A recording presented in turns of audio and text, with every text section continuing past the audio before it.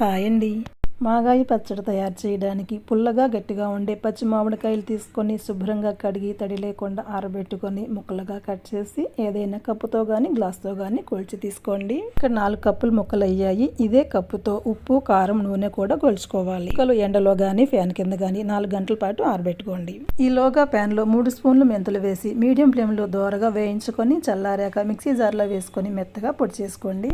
ప్యాన్లో కప్పు శనగ నూనె వేడి చేసి స్పూన్ ఆవాలు, పావు స్పూన్ మెంతులు, 4-5 ఎండుమిర్చి ముక్కలుగా తుంపి వేసి వేగాక స్టవ్ ఆఫ్ చేసి అర స్పూన్ ఇంగువ పొడి వేసి తాలింపు బాగా చల్లారనివ్వండి. మిక్సింగ్ బౌల్ తీసుకొని అర స్పూన్ పసుపు, అరకప్పు కారం, మెంతి పిండి, పావు కప్పు మెత్తని ఉప్పు, కచ్చా పచ్చాగా దంచిన వెల్లుల్లి ముద్ద వేసుకొని ఒకసారి బాగా కలపండి. ఇప్పుడు 4 గంటల పాటు ఎండలో పెట్టుకున్న మామిడి ముక్కలు చల్లారిన తాలింపు వేసుకొని బాగా కలిపి మూత పెట్టి 3 రోజుల పాటు పక్కన పెట్టండి. 3వ రోజున ఒకసారి పచ్చడి కలుపుకొని ఉప్పు సరి చూసుకొని సరిపోతే కలుపుకోండి.